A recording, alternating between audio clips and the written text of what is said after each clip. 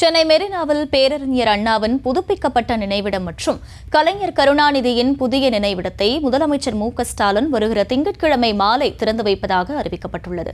கூடுதல் விவரங்களை செய்தியாளர் ராஜேஷ் வழங்க கேட்கலாம். ராஜேஷ், வணக்கம். முழு விவரங்கள் என்ன?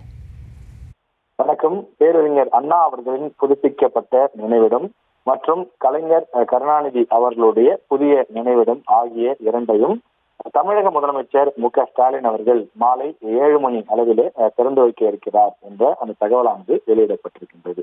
அதாவது இந்த இரண்டு முன்னாள் முதலமைச்சர்களுடைய அந்த நினைவிடமானது ஒரே இடத்திலே தான் அமைக்கப்பட்டது. அறிஞர் அண்ணாவுடைய நினைவிடம் இருக்கின்றது. அதற்கு அருகிலே தான் கலைஞர் கருணாநிதி அவர்களுடைய நினைவிடமும் இருக்கின்றது.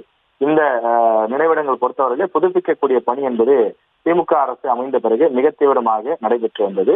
அந்த பணிகள் மிக தீவிரமாக நடைபெற்று வந்த 2 ஆண்டுகளுக்கு பிறகு அந்த பணிகள் முடிவு பெற்றிருக்கின்றது.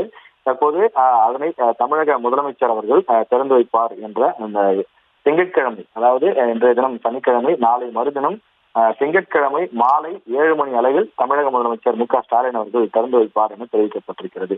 அறிஞர் அண்ணாவுடைய நினைவிடம் பொறுத்தவரையில் ஏற்கனவே அங்கே இருக்கின்றது. ஆனால் அதனை இன்னும் புது பொலிவுடன் அங்கிருக்கிறதுனால் தினசரி ஆயிரக்கணக்கான மக்கள் வந்து செல்கிறார்கள். குறிப்பாக அண்ணாவினுடைய கொள்கையை பின்பற்றிதான் 50 ஆண்டுகளுக்கு மேலாக தமிழ்நாட்டில் 2 ஆட்சிகள் மாறி மாறி நடைபெற்று வருகிறது. அப்படிப்பட்ட சூழ்நிலையில் பேரறிஞர் அண்ணாவினுடைய அந்த புகழை அடுத்த தலைமுறையினரும் பார்த்து தெரிந்து கொள்ளக்கூடிய வகையில், அவரது புகழை பறைசாற்றக்கூடிய வகையில பல்வேறு விஷயங்களும் இடம்பெற்று அவரது நினைவிடமும் சேர்த்து புதுப்பிக்கப்பட்டிருக்கிறது.